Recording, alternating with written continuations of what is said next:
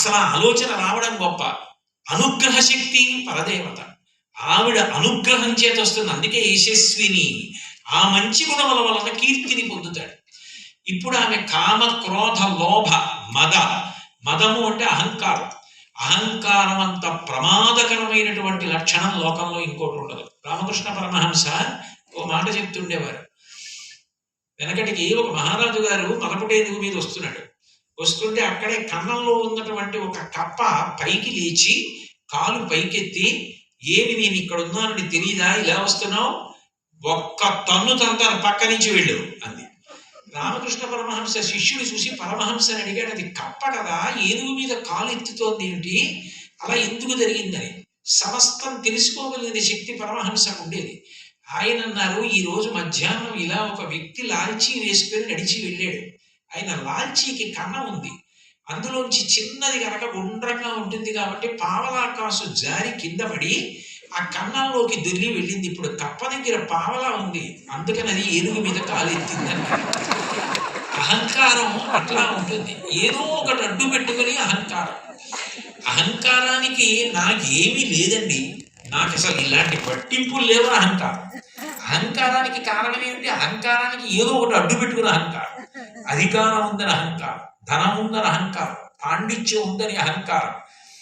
ఏ పంపు గొట్టంలోంచి ఏ నీళ్లు వచ్చినా పైనున్న తొట్టులో నీళ్లున్నాయి కాబట్టి, పైనున్న తొట్టులో నీళ్లు అయిపోతే ఏ గొట్టంలోనూ నీళ్లు రావు. అమ్మవారి అనుగ్రహం అన్న తొట్టె ఉంది కాబట్టి ఒక్కొక్క గొట్టంలోంచి ఒక్కొక్క రకంగా నీళ్లు వస్తాయి. ఒకడికి పాండిత్యం ఉన్నా, ఒకడికి అధికారం ఉన్నా, ఒకడికి ఐశ్వర్యం ఉన్నా, ఒకడికి అందం ఉన్నా, ఒకడు వీణ వాయించినా, ఒకడు నృత్యం చేసినా, ఒకడు పాడినా ఆవిడ అనుగ్రహం. ఆవిడ అనుగ్రహం ఇన్ని గొట్టాలలోంచి ఇన్ని రకాలుగా ప్రసరిస్తోంది.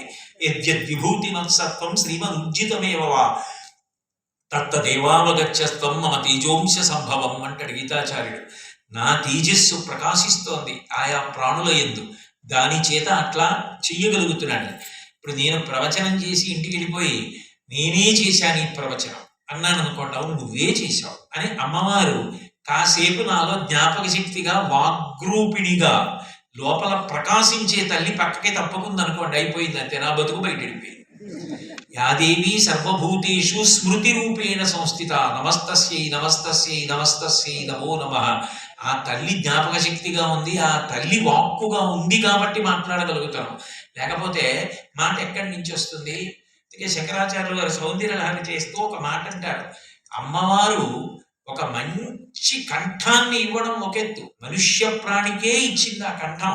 ఆ కంఠంతో మామూలుగా మాట్లాడగలగడమే అంత గొప్ప అయితే, 10 మంది కింద కూర్చుని వాళ్ళు ఎంత పెద్దలైనా వారు వినయంతో కింద కూర్చుని నిన్ను పైన కూర్చోబెట్టుకుని నువ్వు చెప్పరా మేము వింటామనాలంటే, ఆ గౌరవం దక్కాలంటే ఆ తల్లి వాగ్రూపిణిగా అనుగ్రహించకుండా సాధ్యం కాదు.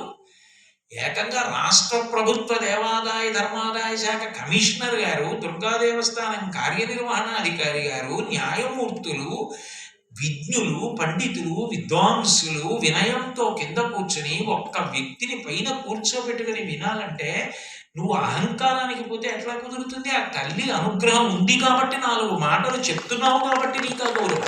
అది లేనిగా నేను ఎందుకు కూర్చోబెడతాను? ఆ వాగ్దేవిగా ఆమె అనుగ్రహించడాన్ని శంకరుడు సౌందర్యలహరిలో అంటారు.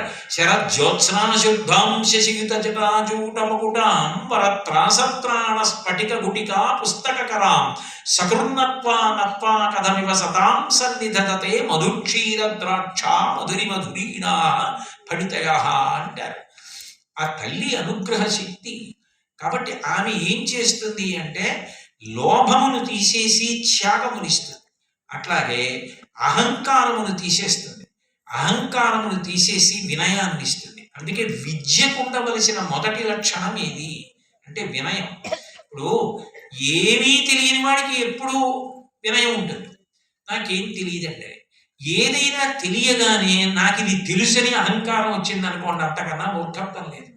ఎందుకనంటే ఒక 10 శ్లోకాలు వచ్చిన వాడు ఏమనుకుంటాడు, ఇటువంటి శ్లోకాలతో ఎన్ని గొప్ప గొప్ప గ్రంథాలు ఉన్నాయి, నేను చదివినవి ఎన్ని గ్రంథాలు, ఆ గ్రంథాల్లో నాకు కంఠగతమైనటువంటి శ్లోకాలు ఎన్ని.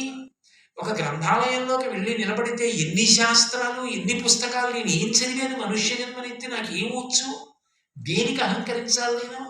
శంకర భగవత్పాదులంటి మహనీయులు స్మృతౌ శాస్త్రే వైద్యే శకున కవిత గాన పండితౌ పురాణే మంత్రే వా స్తుతి నటన హాస్యేష్వ చతుర కమర్థం రాజ్ఞాం ప్రీతిర్భవతి మయి కోహం పశుపతే పశుం మాం సర్వజ్ఞ ప్రథిత కృపయా పాలయ విభో అన్నారు.